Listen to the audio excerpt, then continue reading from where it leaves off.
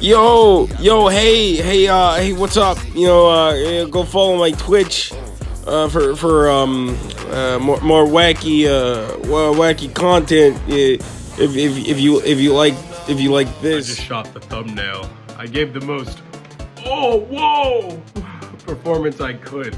Okay, so I'm doing a review for a console that's pretty old now and very obscure. Like nobody fucking knows about this thing, and that's because it's kind of mid. That's exactly what it was.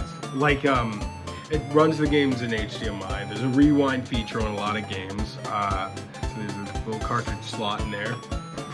This was the console I was using before, and it was called the Mini Gen. And this console kicked ass because it wasn't emulation based.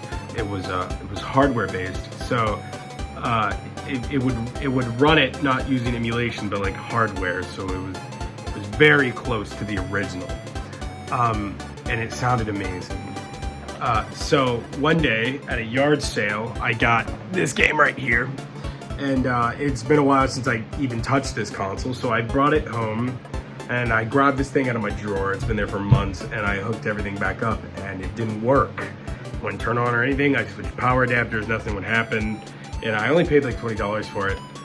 So I was like, fuck it, I guess I'll just go get another one. So I hopped on eBay, and I found this one for about $10. This was the Ad Games one. Now I owned one of these when I was very young, but the emulation is bad, but I just wanted something that I could play on my bigger TV, because all of my like retro game stuff I have hooked up to my CRT. So I just wanted something for my flat screen, and also something I could use to play all of my cartridge games. So I had this, and it was working great. It was running my ROM hacked cartridges and everything. It ran this fine. Of course, the sound emulation was absolutely garbage, and it did look very fuzzy. But I managed to somehow break it. I don't know how. I think maybe putting the games in a little too hard, but it just started glitching, and it started doing it more and more and more, to the point where you couldn't even go in the menu without it like completely glitching out. And now if you hook it up and turn it on, it won't do anything. Like the AV won't even read a signal, and it crashes immediately.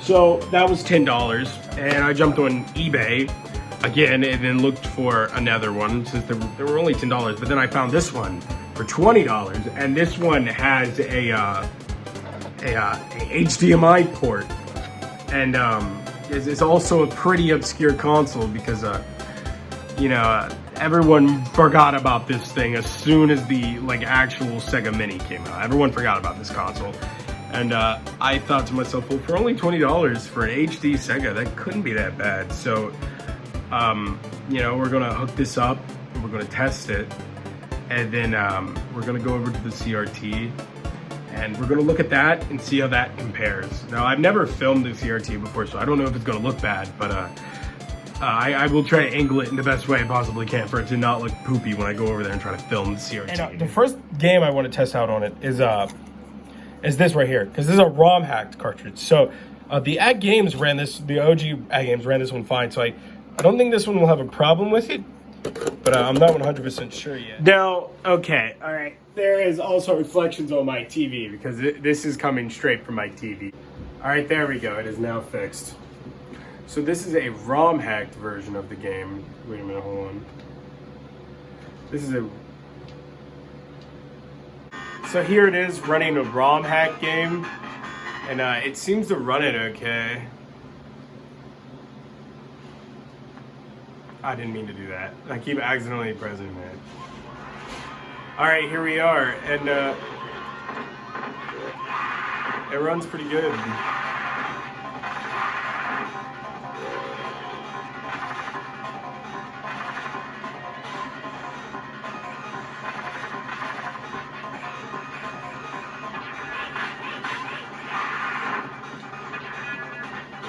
Now we're going to try Sonic the Hedgehog 2 on this thing. Now, it does have Sonic the Hedgehog 2 built in, but we're going to try to give this console the best possible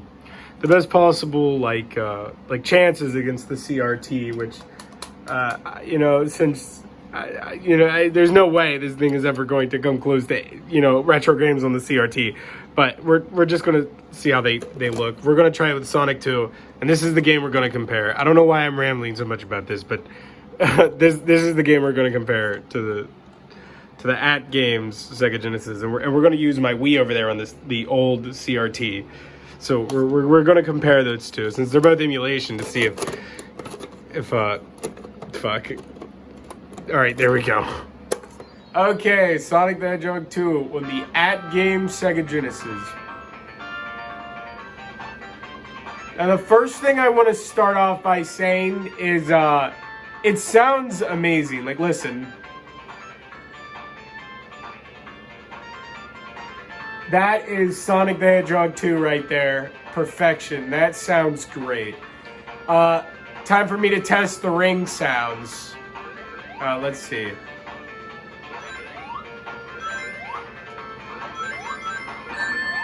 All right, the rings sound good.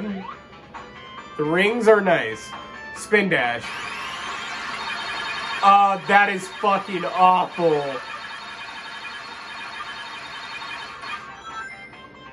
That's what the spin dash sounds like on this. That's insane.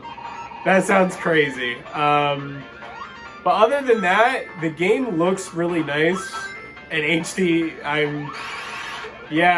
don't really play this game in HD that much, so like seeing it in HD, it doesn't look that bad. Of course, it doesn't give me like the nostalgia feeling the CRT will give, but I think that goes without saying. Other than the spin dash being fucking ear grating, it doesn't run that bad. Like it's not that bad, honestly. So now what we're going to do is we're going to go over to my CRT and test out Sonic the Hedgehog 2 on the Wii to see how that compares to that. Now, the Wii emulation of Sega has been so good. It's so top tier when you have a CRT, like an old TV like this. Because the Sega Genesis looks so good on it. And if I bring the camera close enough, we can actually film. Alright. This is going to be kind of weird because of...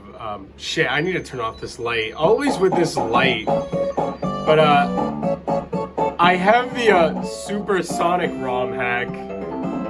So this is the Supersonic ROM hack. Now, I'm going to do a spin dash just to show you. Actually, just being back on the CRT and feeling Sonic the Hedgehog 2 on here, wow, does this feel so much better. It's just a lot faster. Like, I don't know how to explain this, but the At Game Sega Genesis kind of feels a little choppy, actually. Like, once I'm back on here, I didn't really realize it at first when I was playing it, but when I was on it, it didn't feel like it was moving at exactly the exact same speed as the original, whereas this feels smooth. This feels smooth as butter. And on top of that, it's running a ROM hack like that. Now, the At Games Sega Genesis, I don't think even had a chance in hell against the Wii and a CRT, but for $20, the At Games isn't bad. But, you can find a Wii for about $40 if you look in the right places. So, if you check the right stores, like old video game stores, you can probably find a Wii for about like $40 or $50. You can get that and easily hack it for homebrew, like so easily. But, yeah, this sounds, everything about the Wii's emulation for the Sega Genesis just is amazing. Little bonus for the Wii, it also runs 32X games, and it runs them so well. Like, this is genuinely how I feel like a 32X wouldn't be much different from this. Of course, it's Knuckles Chaotix, so you're not gonna get the funnest gameplay here, but still pretty neat.